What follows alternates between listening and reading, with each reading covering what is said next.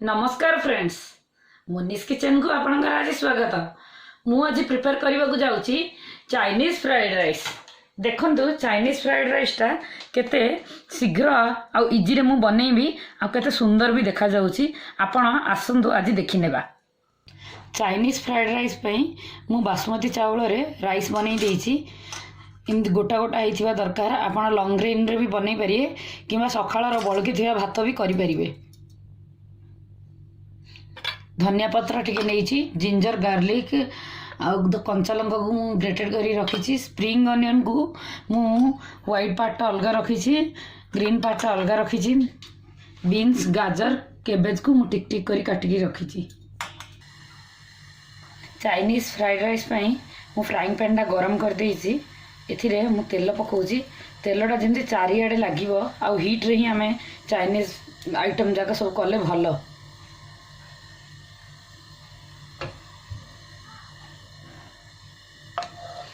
जी extra तेल थी आप काढ़ी देले भी हम। ये कढ़ाई जो तेल भी गरम हो गला, एथिरे आमे ग्रेटेड जिंजर गार्लिक कंचा लंका सब पकेबा। एबे एथिरे अनियन रो व्हाइट पार्ट टा मु काटिकी रखी सब पकई देली। केबेज गाजर बीन्स सब पकई देछि। हीट रे ही आपण करिवे, हीट रे कले भलो हबो।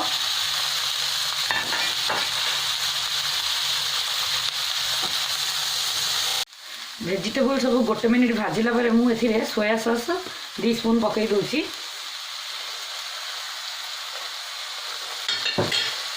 चिली सॉस टी अधिक दरकार। आपड़ चाहिए चिली पाउडर भी पकई पारे। मु गोलमर्च पाउडर पकईबी। ए गोलमर्च पाउडर टी मु पकईली।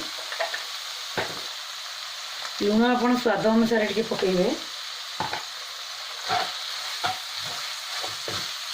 एबे हे गलानी देखंतु। एथिरे राइस जा पकई देबा। आमे ग्रीन स्प्रिंग अनियन डा जो थिला आमे पकई दोछि। आ टिके धनिया पत्र भी पकई देबा। देखंतु राइस जेमति भांगी बनी सेमति आपण घांटीबे। बेसी जोर रे घांटीबेनी, हीट रे ही करिवे।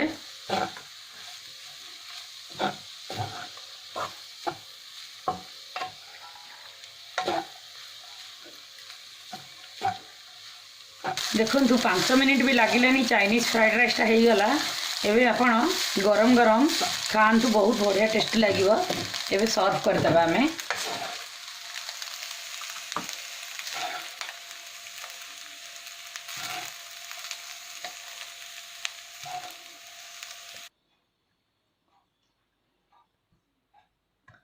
आशा करुँची मो चाइनीज फ्राइड राइस रेसिपीटी आपन को पसंद आसीथिबो।